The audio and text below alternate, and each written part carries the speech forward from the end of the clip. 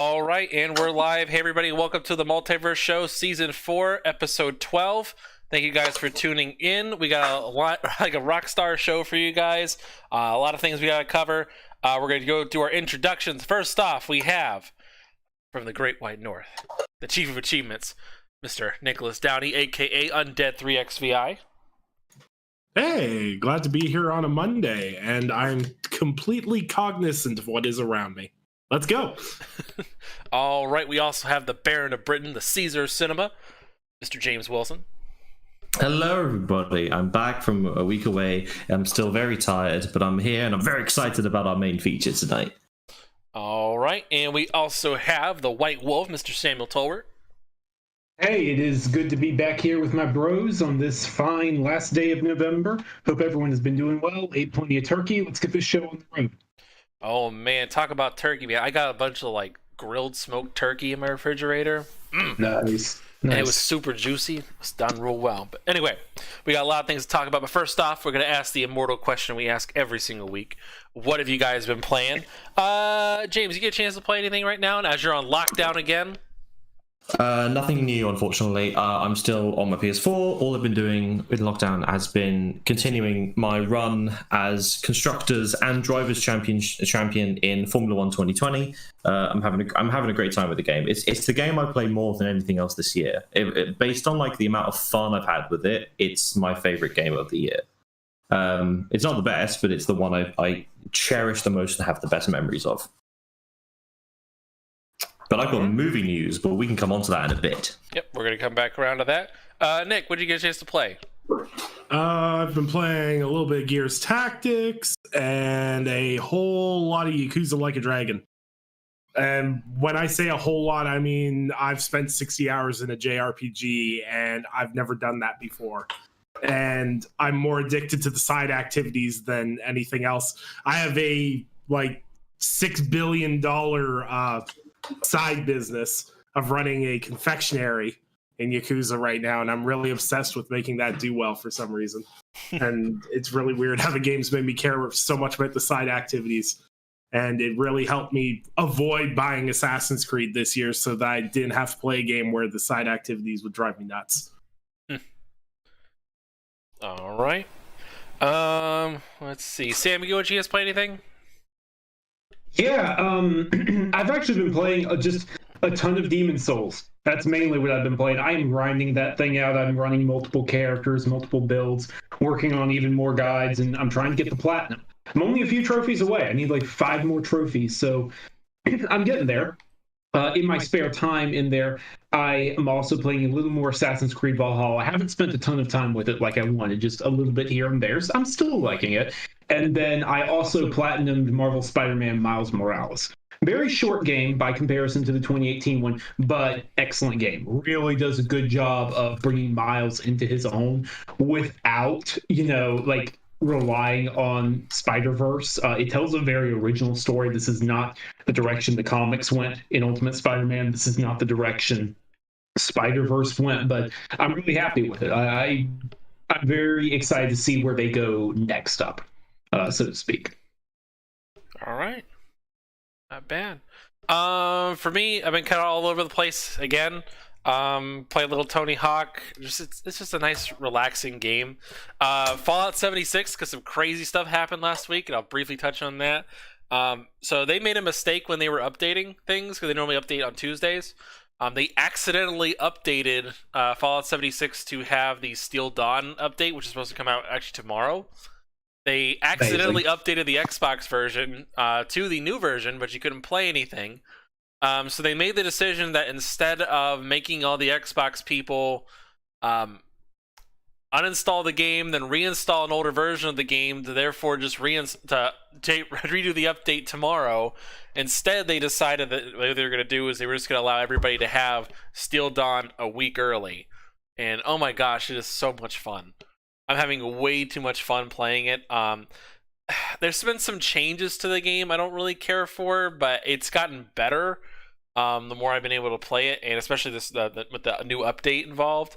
It's a lot more interesting. The wasteland in Appalachia feels a lot more contested than before. You don't feel alone really at all. Like there's always something going on around you, so it's interesting. But all right, so as we actually have some real movie news. James, what's the word on your weekly film corner? There's been a bunch of stuff happening because I wasn't here last week, so I couldn't talk on some stuff. Major news is the Wonder Woman announcement. I'm sure some of you might be aware of this. So Wonder Woman has been confirmed to be coming out in UK cinemas, and I imagine this is also the same for Europe and other places, on December 16th. Now, this may shock some of you listening in the US because you're thinking that sounds a bit early, because in the US it's coming out on Christmas Day. The big news about this is that it's coming out on Christmas Day also on HBO Max. Big coup for the HBO streaming service to have a huge film like this going over the Christmas period. I imagine a lot of people will sign up either for a free trial period. I don't know how HBO Max works because we don't have it in the UK. But whatever takes eyes away from Netflix, Amazon, and Disney is good for HBO and Warner Brothers. So I think it's a huge move on their part. But if people can't go and see it and cinemas aren't open, there's not a lot they can do because the film is coming out in just over 2 weeks. So they're going to have to deal with that. That's one big piece of news. The other one is the official recasting of Grindelwald in Fantastic Beasts 3 of 5. Jesus Christ. Unfortunately, due to my massive campaigning, I will not be returning as Manning Crowd in Fantastic Beasts 3, nor will I be returning as Grindelwald. That's the real reason we're gonna protest this movie. That's the real reason all along. Yeah. So Johnny Depp is out due to all of the things that happened. We're not going to talk about that. But Mads Mikkelsen is in. I think this is great. He's great. We'll see what happens. He's definitely a different kind of sexy. I hope they don't put him in that terrible Grindelwald makeup and make him look awful. But they will, and he's going to look bad. But what you going to do? Then there's a tiny, tiny piece of news. I'm going to mention it just because I'm me and I love crazy horror films. Alex Garland, the director of Ex Machina and Annihilation, and the showrunner of Devs, which was a brilliant TV show earlier this year. Also the writer of 28 Days Later, Sunshine, and Dread, the fantastic action movie about Judge Dredd. He is working on a new low-budget horror film. We know absolutely nothing about it. Casting and financing on the project is currently underway. That's a quote from Garland to Empire magazine. I don't know if it's unrealistic or not. Always at this particular moment, a film always feels unrealistic, but then somehow it works out. We know, as I said, nothing about the film. We don't truly know anything, but I'm always interested to see what Alex Garland is doing because he's a crazy person who never does the same thing twice. So he could do. Did anybody here watch Devs? I have not, but I know which movie. I know what you're talking about. Yeah. Yeah, Devs is crazy. It's amazing, and it's one of those things that you'll tell people, "Oh, it's great. You should watch it." Then you'll watch an episode. You have absolutely no idea what's going on. It's more confusing than Lost, but in like a good way. It's a great show that you should watch it. That's my sort of picks of the major movie news. Doctor Who fans, they finally announced that John Barrowman is going to be coming back as Captain Jack Harkness. The Doctor Who special is going to be on New Year's Day, at least in the UK. I don't know about the rest of the world. That's sort of all the big movie and TV news. That's all I got. Oh, and The Prom, the Ryan Murphy's adaptation of the Broadway-nominated show, is coming to Netflix very, very soon. It's coming in a few days. That looks interesting, despite James Corden. And a personal recommendation, if you have the chance to watch it, David Arquette, the writer and director, most known for, I think, being in Scream, I think, at some point, and marrying Courtney Cox. He sort of featured in a documentary about professional wrestling because he has a big history with professional wrestling, especially with WCW in the early 2000s. He was the star of their film Ready to Rumble, which basically bankrupted the entire company. He was the WCW champion at one point. And he never really got over the fans sort of hated him because he's a Hollywood dude who showed up and then got a championship. And so over the past few years, he's been going to the independent scene and making like actual moves to become a good independent professional wrestler. And there's been a documentary crew following him. So if you get the chance, find David Arquette Is Not Dead and watch it, because it's one of the best documentaries of the year. So there we go. All right. Nice little movie corner that didn't ramble. Look how professional I am. This is a banner day for me. The underwear. And speaking of Banner Day, I'll let you introduce our first topic for the evening. Oh, hell yeah. So, a couple of days ago, we saw the first official pictures of Nintendo World in Universal Studios Japan. This looks awesome. I imagine you all have seen the photos. Do you want to talk about them for a bit? I will say, for one, that Mario Kart ride looks dope. Like, I really thought they would cheap out or something like that and it would look really lame, but it looks really cool. Like, it looks like they kept the same integrity of having the individual carts, but like, yeah, it's still a roller coaster. But the fact that they kept it largely the same as just a two-seater looks really cool to me. And at high level of build quality, I will say, like, nothing looks cheap. Yeah, it's absolutely, like, the pictures look like a screenshot from a video game. They're like that, and that is the absolute best praise that you. Ghost of Tsushima. Yeah, I get it. I got it. What I did there? I didn't interrupt you, but I get it. Hell yeah. Okay, and now the stuff is a bit more complicated, but if Sony were to ever make a theme park, you know that they would fill it with like player experience and they wouldn't try and do something normal. So there is a God of War roller coaster, but there's also God of War axe throwing. And that's just a great time for all. In the Uncharted area of the park, you arrive early, you get a scavenger hunt that you have to go and find a bunch of stuff. There's also a climbing wall, and there's a water pistol area for kids with waist-high walls. There is Horizon Zero Dawn: The Proving. So you ignore, weirdly enough, you ignore the archery and bots, and you just do the running bit. But it would be really fun. You can have like a weekly tournament where people can try 3 different obstacle courses, beginner, intermediate, expert, and the prizes get better depending on how difficult the course is. So that they give away like a special edition version of the game signed by someone or something. Cool. Then for adults only, you have the Bloodborne Blood Bar. Because you've got to have alcohol somewhere. And why not have it in a dedicated area? If it's an 18+ game, have it in an 18+ area. And the pièce de résistance, my favorite thing, is the Last of Us survival horror experience. Ooh. A series of escape room-like scenarios with actors as you try to hide and get and overcome and escape from fireflies, wolves, and the infected. This only runs on weekends, a big event on Outbreak Days, it's September 26th, and throughout the entirety of the week leading up to Halloween. This is an area, this is a park that can be expanded upon in multiple different ways, but PlayStation Park, for me, is a banger. You put a lot of thought into it. I'm really, really enjoying it. I like it. Nice. I especially like the thought behind like theming each of the events after a different game. Like that's good. That's really good. Mm-hmm. And then you, but unfortunately, the downside is you have to at some point sit next to David Cage for half an hour while he tells you just random things.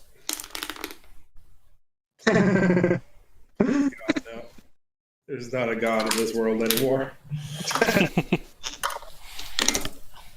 All right, neat. So, Nick, why don't you tell us about your park ride experience thing? All right, so mine is not nearly as well as James. But when someone said if they want to do a park or anything else, I really like the survival horror experience that's really popping up before COVID. We had a couple of them in like Toronto and stuff that were doing really well.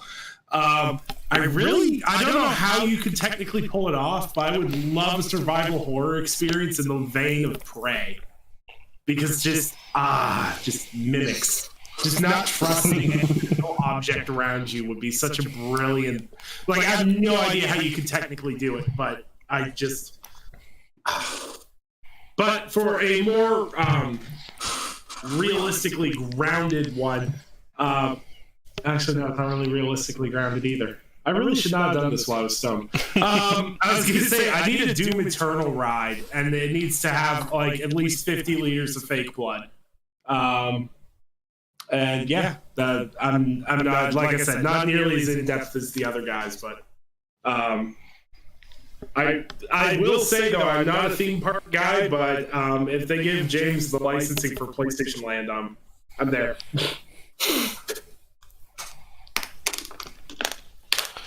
All right. I've only ever been to a theme park once. This is going much better than I thought it would. All right, I guess it's my turn. And how about we all say on 3 what we think Ivan's done? Viewers at home, you can join in. No, just say it. We know what you're going to say. Go ahead. You know it's a Fallout world. See, I mean, I could have done a publisher, but I felt like this license would fit better, because I was also thinking more along the lines of like Nintendo World, and everything we've seen has just been Mario related. So I was thinking just like one franchise to go with, and like maybe not the sub franchises. So I thought about a couple different ideas for it. So I want this would not be like a full theme park. This would be a section in a larger theme park. Could be a part of Bethesda Land. Who knows? So I thought about like 5 core experiences, like what in Fallout, what are things people want to do? Like what's the core elements of Fallout? So some of it is a lot of it's like aesthetic things and feeling around. So like I thought about like having like a Red Rocket Cafe kind of thing, where it's like, oh, it's a like blown out gas station, but they have like, you know, they do like some counter service food. Like you can order Nuka-Cola, you can have like some pre-war food, you can have like iguana on a stick or some of the more outlandish stuff, but it's more fair food kind of stuff, but that Fallout vibe to it. I thought about like what's other things you would want to do. Like you want to go inside a vault, you want to see what's going on in there. And like this could either be like a walkthrough ride or like a haunted mansion kind of like, you know, you ride through it kind of thing. It could be like an adventure, like, oh, the overseer's trapped in the vault, we got to go find them, or something like our dog meat's stuck in the vault, like we got to go find them. And like you're going with like Cogsworth or something through there, and like it's like some augmented reality aspect of it, of like, oh, it's like, oh, we got to go find them, and you're zipping through these sections. I thought about that would be pretty fun. I thought of like a sanctuary, like camp playground kind of thing, where it's more of like a, you know, for smaller kids, they can kind of like build little things, like little structures. It wouldn't be that difficult to figure out, but you have some options there in terms of building and having some fun. In terms of like a major ride, I thought of like a Brotherhood of Steel Vertibird themed kind of ride, where it's like you get conscripted into the Brotherhood of Steel, and you have to go like you go in these like your own personal little vertibird, and like think of like a Buzz Lightyear kind of ride, like in Disney World, whereas like everything's like augmented reality, and like there's some like, you know, stage stuff, and like, you go through these areas and like you shoot like death claws are coming at you, you'll shoot the death claw and you get points, and you go on the board and you get, you know, there's benefits to it, something like that. Then I also wanted there to be like a slightly more adult kind of section. And this is the one I had the hardest one because I wasn't really sure what to go with. I thought of like Fallout 76's like Nuka Shine Speakeasy. That's kind of the vibe that we want to shoot for more, where it's a more intimate experience. But like, you know, it's still very heavily Fallout themed. It's more focused around having shows. music events. I don't know what else, but there's just little things like that. You know what I mean? It could be like the Tops Casino in Fallout New Vegas or the Atomic Wrangler. It could be any one of those things. Just something a little more focused and down to earth. So you get to try more like Fallout drinks, like the Dirty Wastelander or Nuka Shine. Having a full sit down kind of meal.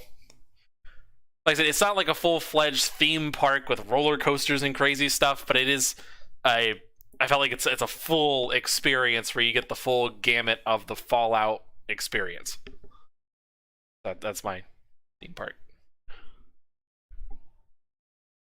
Hell yeah, that was great. Yeah, it was. I mean, the thing is, we joke about how we obviously knew what it was going to be, but the fact is, Fallout does lend itself to a theme park type environment extremely well.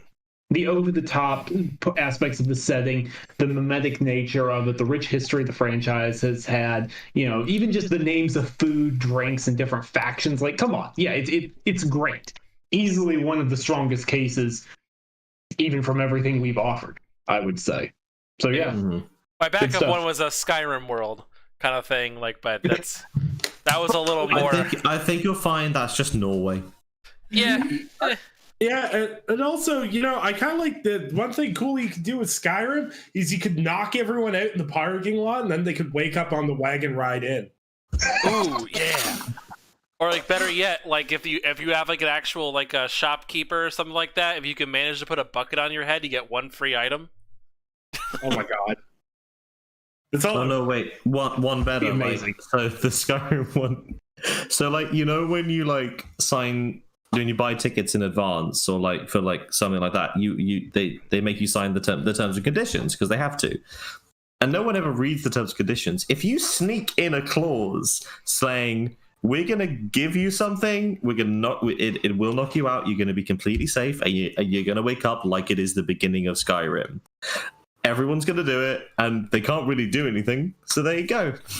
I mean, you wouldn't even have to knock them out. Just whenever they go into the world, it's all right, get in the back of this carriage, go through a dark tunnel. Yeah, exactly. That's all you gotta do. Just go, make the lights go out, and your eyes are adjusting. Oh, yep. Oh yeah, good, you're awake. But you want that realism. You want to feel like you want to feel like you're a prisoner being taken to be killed. Say the ride is for people under 4 feet.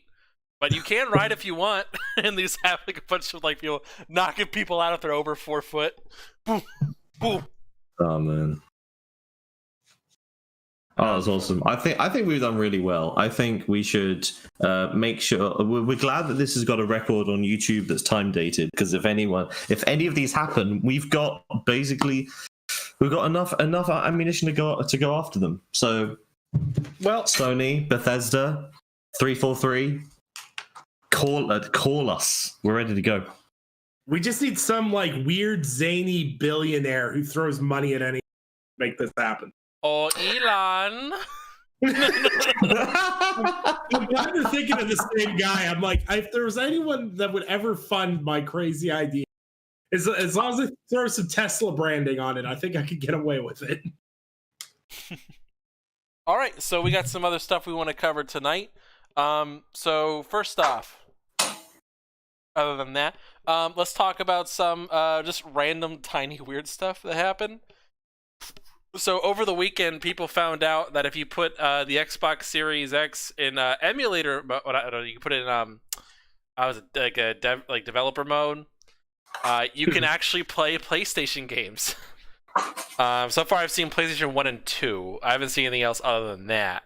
But you can actually play PlayStation 1 and 2 games, which is random. Definitely say the least.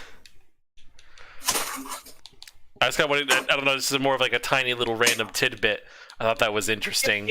It's a small thing. It's a small thing, but it's really cool in that, hey, the emulation tools on the developer side are so powerful.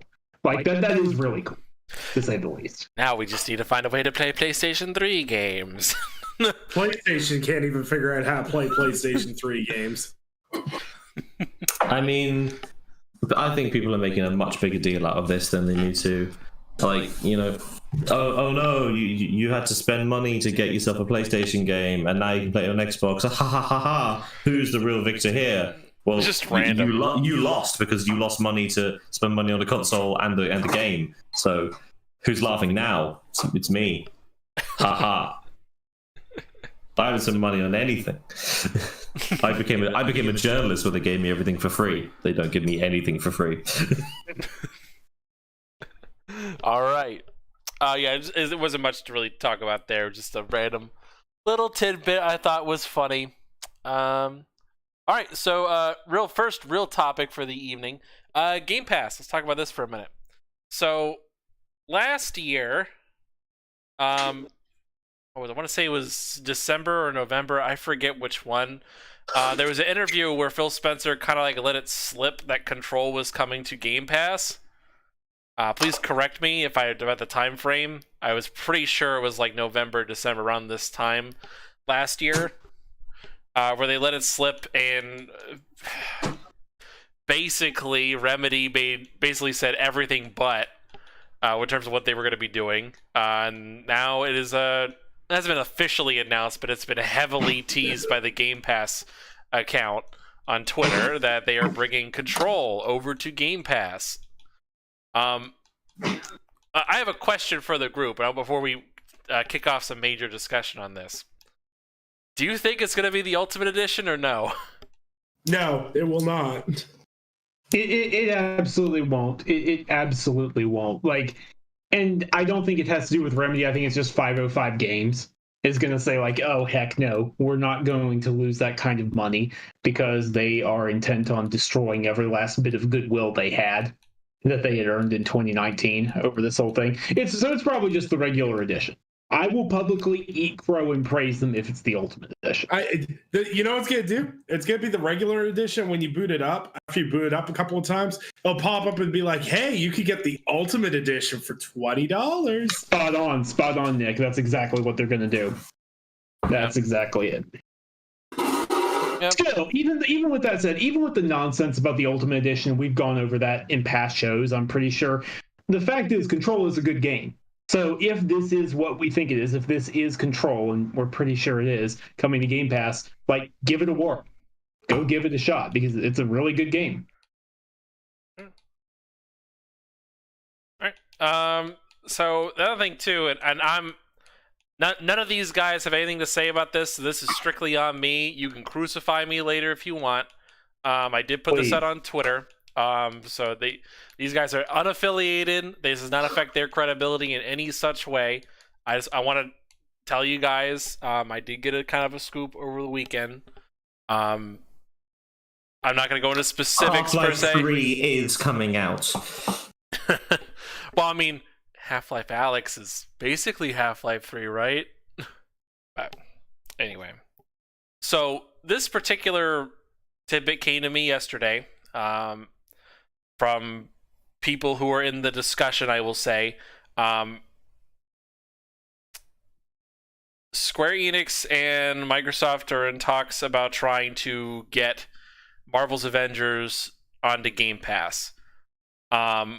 I am fairly certain, and I will go on the limb and say they are going to do it. I don't see any reality where they would not do it. Let's go with that. Namely, just because, guys, look at the player base. It's terrible. The game came out, 2 months ago now? Is it 2 months now? Yeah, early September. Yeah. What was the news article that came out a couple weeks ago? They said less than 1,000 players or something? That's on PC. Granted, that's just on PC. That is just on PC. But nonetheless, it doesn't bode well, all the same. Word is, from some estimates I've heard, is that this is very, gray, taking this with a heavy scoop of salt and all that. I've heard it's just over 2 million sold, which is good, but not for this. That's the issue. Not Avengers good. Not Avengers good. Not with the budget that was poured into this game, not with how long it was in development, not with all that. It's not good. It needs more. It needs way more. And not helping things is the fact that the next gen versions have been delayed into 2021 and the game doesn't have crossplay. both of those things, in my opinion, are like, not good. Yeah. Not good. So, taking that into consideration, there's a lot of problems with it. Square is likely looking for cash. Now, at this point, in terms of specifics, this is my speculating based on what I've been told. I'm going to make that abundantly clear. I think Square's looking for cash to make up for this loss, and also to reboot the player base. And they're looking at Fallout 76 as an example of that, where the player base was not doing great. It was Bethesda needed players, and they put it on Game Pass, and that game has been revitalized. Like, it's hard. Sometimes it's hard getting into a world. Like, it is full. People are playing that game. So I'm gonna say this is a sure. I think it's a surefire thing. I would say hold off on buying this. I know right now it's on Cyber Monday deals right now for like $30. I'd say hold off on buying it. If you can. If you're already on next gen, just do this thing doesn't have the patch till next year. There's no point. Just wait till it's even cheaper and buy it then. If not, just wait for Game Pass. I'm like 99% certain this is gonna happen. So I don't see a reality where this doesn't happen. It won't be this year. I can tell you that much. It won't be till 2021, at the soonest. If I had to guess, again, this is also speculation. I don't know, what else is Square coming out with next year? Don't they have another Final Fantasy episode they're gonna put out? Final Fantasy 16 and Outriders. Well, Final Fantasy 16 is speculated to be 2021. We don't actually know. No, I was thinking remastered. I was thinking Final Fantasy 7 remastered. Remake of 7? Yeah, no, that's not coming out next year. The next part, that's 2022 at the earliest. Okay. Yeah, that's not coming out anytime soon. So it would probably go for their lull period. I'd probably guess trying to sync up with the next Marvel movie, which who knows when that's going to be anymore. So, but I would guess that they would try to sync it up there. But like I said, it's not going to happen now. So if you absolutely can't wait, I mean, go ahead and do it. But I think you're going to regret it later. But that's the last of my speculation. So remember, no one else on this show has any obligation or carries anything for what I say on this. Everyone who says anything is responsible for their own words. So I'll throw my hat in. If it does come to Game Pass, if it was to come to Game Pass, I think it would tie in either a major character reveal or a big patch or a big update. Because correct me if I'm wrong, Fallout 76 hit Game Pass either just before or just after the big update, right? I think it was after, I want to say. It was just after. It was within the same time frame, for sure. Yeah. It was basically like a week or two after they released their big update and made sure the update was working well and everything else, and then it hit Game Pass. So in a world I could definitely see it. And like let's not sit here and like not take the piss back and forth on the fact that we clearly can tell that Square Enix will take money wherever they can get money from. So Square's the new Capcom. Them making a Game Pass deal on a game that they did a PlayStation deal on is definitely not something I would ever rule out. And I could totally see them being like, they did the PlayStation deal because they knew it wasn't going to be great initially, and Sony was willing to pay pretty much anything to get Spider-Man to continue the charade that Spider-Man is always an exclusive franchise to them and that they own everything about Spider-Man. I could totally believe that. I don't think... Well, I think Square is really just kind of looking for any sort of money just to recoup this loss. Every time I think of Square Enix right now after the Avengers, I keep thinking of Tiger King. I'm never going to financially recover from this. That's every time I think about it. And so also it works too, because think about it, you have to have a larger player base to buy these ridiculous microtransactions. So hey. So I cut you off, James. What was that?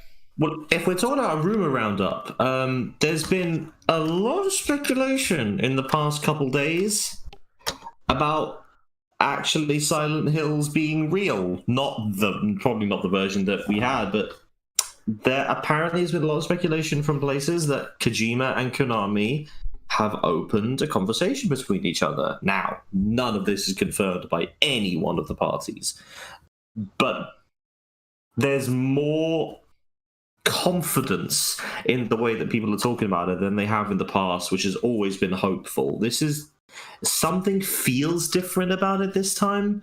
It probably might be nothing, but dear God, I would love Silent Hills. And also, the rumors are that the next thing Bluepoint's working on is a remake of the original Metal Gear Solid, which I played because I've never actually played it.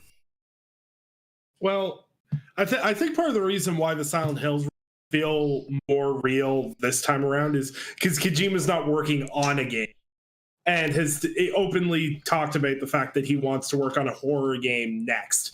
Previously, anytime any of these Silent Hill rumors and Kojima rolled out, he was working on Death Stranding or in the process of launching Death Stranding. So you could kind of look at them, roll your eyes and go, yeah, okay. But now that we don't know what Kojima's working on, it's really interesting. But I will say, like, I'm willing to bet like 99% that Silent Hills is coming back. I would say I'm 50% on the fact that I think Sony Japan's the one doing it. And I am a whopping 2% do I think Kojima's involved in it in any way. And I think people really are overestimating Konami being involved in anything other than giving out the license at this point. Because I think Konami realizes they have a bunch of great IPs and they can make just as much money licensing them out to more talented studios and without having to put forth the effort. I think that's what we're going to see with some of their other IPs, such as Castlevania, Metal Gear Solid, and etc. If there's one person from that creative team, like the dream team from Silent Hills, which was Kojima, Del Toro, and Junji Ito, if you are making Silent Hills, please keep Junji Ito. Like, we need that guy doing the art design for those monsters. I want the most disgusting and awful and just violent video game that I've ever played in my life. I'm a really nice person and I like nice things, but God damn it, I love stuff that's just gross as well. See, I just kind of want, if someone gets the license to do Silent Hill, they really need to hit up Sam, help me with this one. I'm probably getting her name wrong, but Nakamura, Tango Games World. Ikumi Nakamura. Yeah. Ikumi Nakamura, yep. Yeah, hit her up and give her a job. Didn't she get a job recently? Or no, she kept teasing it. Last time I saw her, she was talking about how she was doing part-time games development and doing construction work on the side. So she's not in the industry like that right now. That's so weird. Like, she literally went around and like did all this basically shopping around, and no one. That's such a weird thing. Well, also she was also pregnant at the time. Like, she just had her first kid. So yeah, you gotta keep that in mind. She was going around visiting studios because she was about to have a kid. So she was like, "Oh, let's see the world," which, fair play. Now her concern is probably a little more immediate in terms of, hey, taking care of this kid. Yeah. So, but still, Silent Hills, her, I'm there. Oh yeah, for sure, absolutely. Her work in creature design with the Evil Within games is excellent. So I agree. All right. I don't know. For me personally, I just kind of like, I don't think Kojima want anything to do with basically anything that involves Konami, period, right now. I think it looks bad on his part if he goes back in any capacity.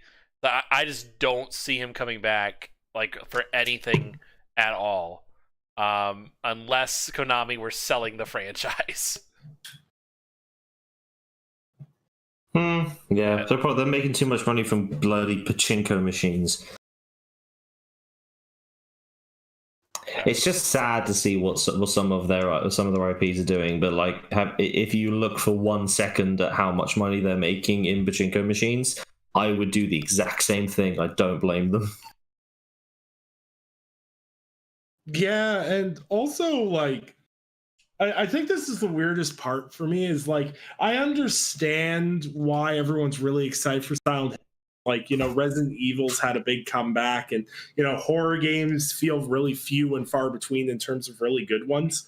But, like, there hasn't been a good Silent Hill game in, like, well over a decade and a bit. I fervently disagree. Shattered Memories had some incredibly good moments in it. The last one I remember was Downpour, and that one was bloody terrible. Shattered Memories it's the guy who worked on Her Story and Telling Lies.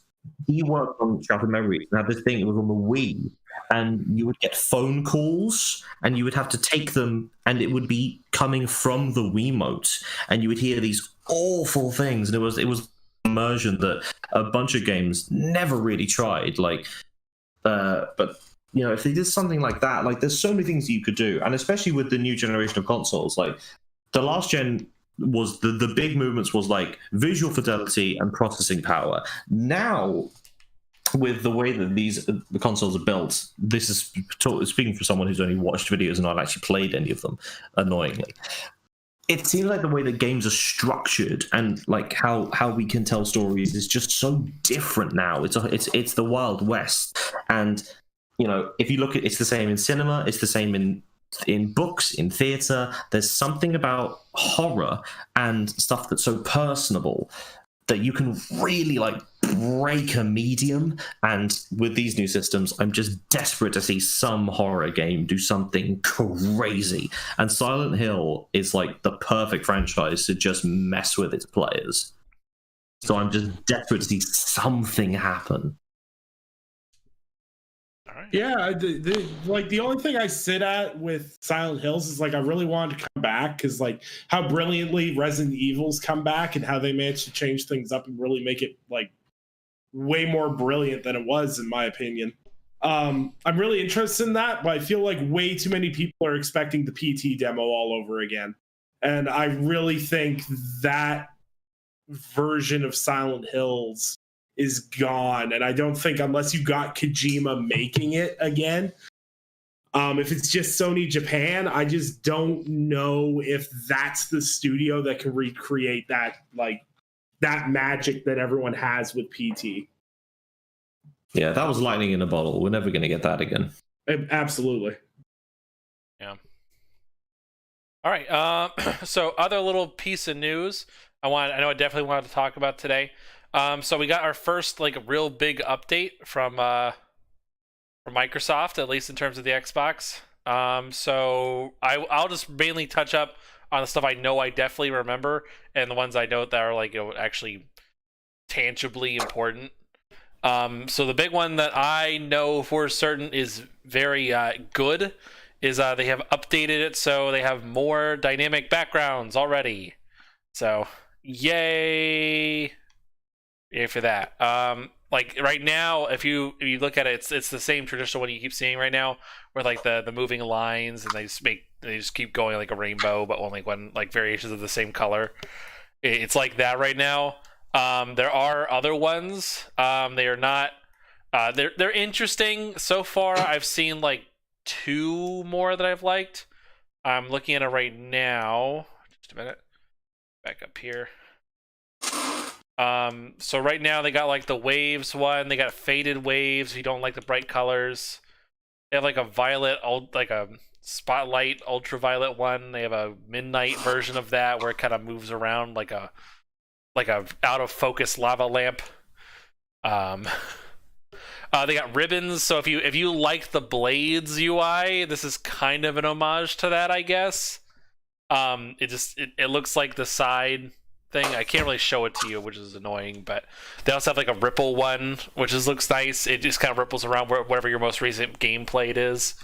So it looks interesting. But it's kind of that, at least right now. They've also said that it has an auto HDR feature. So like for some games, because at least with the new Series X, it will automatically add HDR for games that did not have HDR before. So a lot of like 360 games and such. But a lot of people were like, I can't tell whether or not this is actually using HDR or not. Now it has a little pop-up that says, hey, yeah, we are using that auto HDR. There you go. And you can actually even set it up here too. which is actually pretty cool. So, what else was there, Sam? I know there's some other stuff I missed, but those are the major ones that I noticed were important. Being honest, it's kind of been the majority of it. There hasn't been a ton of news going on recently. Black Friday, Cyber Monday, all that sort of thing. The PS5 had the biggest PlayStation launch in history. No numbers given exactly, but we do know that the launch of the PS4 was 2.1 million consoles sold. So the PS5 has sold, more than 2.1 million consoles as of launch, that's pretty neat. That's a neat little thing to notice. And only some of them have gone to people and ended up being boxes of something completely different. Yeah, that's the other thing, Jake. Too. That was random. Absolutely right. That is random, and people are making a big deal out of it. It's really nowhere near as a epidemic as people make out. It's just a crazy thing that's happened to a few people. If there is any more news, I'd just like to just draw everyone's attention to something. Because of all the movies that have been delayed, 2021 is currently... There's stacked, and then there's whatever the fuck this is. So I'm just going to, as quickly as I can, read off the official lists of some of the movies coming out, starting from February 12th. Is everyone okay with me doing this? Please, go ahead. Please do. Sure. February 12th, The King's Man. March 5th, Tom and Jerry. March 12th, Raya and the Last Dragon. March 19th, Morbius. March 26th, The Boss Baby Family Business. Yes, there's a second one. April 2nd, No Time to Die, the Bond film, and Peter Rabbit 2. April 9th, Bob's Burgers, the movie. Didn't know that was happening. April 23rd, A Quiet Place Part 2. May 7th, Black Widow. May 21st, Godzilla vs. Kong, and Spiral from the Book of Saw. 1 week later, we have, on May 29th, Fast and Furious 9, and the new Cruella de Vil movie. Is everyone okay? Everyone keeping alive? That's just May. Into June we go. June 4th, The Conjuring, The Devil Made Me Do It. June 11th, Ghostbusters Afterlife. Yes, the Ghostbusters movie with Paul Rudd is still coming out. 1 week later, June 18th, we have Luca and In the Heights, the Lin-Manuel Miranda musical. June 25th, Venom, Let There Be Carnage. June 2nd, Top Gun Maverick and Minions, The Rise of Gru, counter-programming if ever I've seen it. 1 week later, we have Shang-Chi and The Forever Purge. Summer movie season is going to be fun, guys. 1 week later, we have Uncharted and Space Jam. What a weird day that is! July 30th, we have Jungle Cruise, which is the Rock and Emily Blunt movie. August 6th, we have The Suicide Squad and Hotel Transylvania 4. Okay, we're nearly done, guys. August 13th, Don't Breathe 2. Who knew that was coming out? Even I didn't know that was coming out. 1 week later, we have The Hitman's Wife's Bodyguard. Kill me now. August 20th, Paw Patrol the movie. Paw Patrol the movie? Hell yeah, Paw Patrol the movie. This isn't even the first one. Oh god. Well, okay, there was a Paw Patrol thing, but it was like 50 minutes long, so like it counts as a movie technically. It was long enough, James. If it's more than 45 minutes, it counts as a feature-length film. That's the rules apparently. However, a week later, we get to recover from Paw Patrol the movie and watch Candyman. All right, that's gonna be good. I desperately want people to think Candyman is for children. The Candyman can. Okay. Now, currently, on my list that I have, no big major releases are happening in September. That will change, because a bunch of these movies will just cave and move to September. Having said that, October is full of weird things, including October 1st, Dune, which will start in October and finish in next January. October 8th, Addams Family 2, the animated one. The first one was surprisingly good. October 15th, we have The Last Duel, which is the next Ridley Scott movie, supposedly starring Matt Damon and Ben Affleck. The first time those two have written a film together since Good Will Hunting. So there we go. November. Oh, it also has Halloween Kills that day, which I'm very, very excited about. November 5th, we have Eternals, finally coming out. Probably. A couple weeks after that, November 17th, Mission Impossible 7. big release. I'm actually more excited about that than I am Eternals. I just want to see what Tom Cruise is going to do on that train. Did anyone see the video of him on that train, just sitting down on a train as it's moving full speed? What a weird man. December 10th, West Side Story. Nothing problematic with that happening.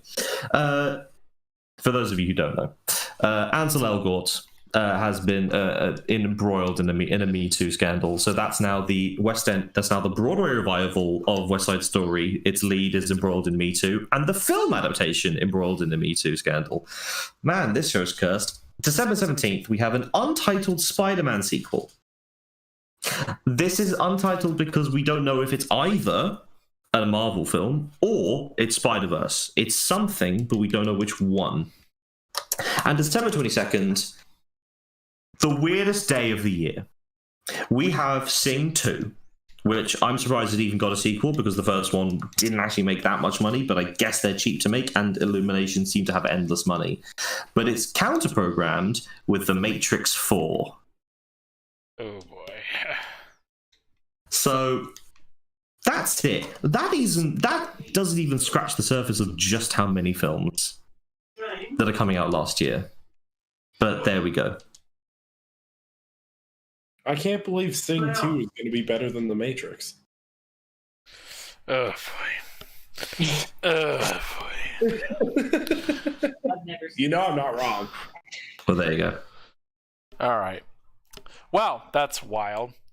So, all right. So, wow, it's 9 o'clock. Holy crap. So we are we gonna wrap up here. So let's do our outros real quick. Nick, where can the people find you, sir? Nick. Oh, sorry. Where can the good people find you, sir?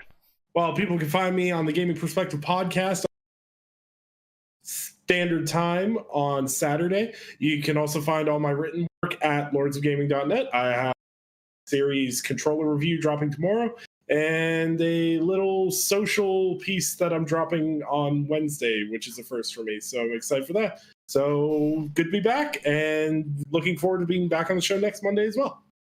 All right. And James, where can the good people find you? People can find me on the tweets at James_S Wilson. Come talk to me about your ideas for PlayStation Park, the crazy film schedule that's happening, and just professional wrestling in general. Any thoughts on what Roman is going to do when he supposedly faces Kevin Owens next month? Oh, no idea. So let him know on Twitter. And Sam. Yeah, you can find me on Twitter at Samuel Tolbert. That's TOLBERT. Come talk to me there and check out everything I'm writing over on Windows Central. All right. And I'm Anchorman V2. You can find me on Twitter and pretty much everywhere else at the same handle there. Thank you guys for tuning in to the Multiverse Show. Greatest show on Mondays. And we are out of here.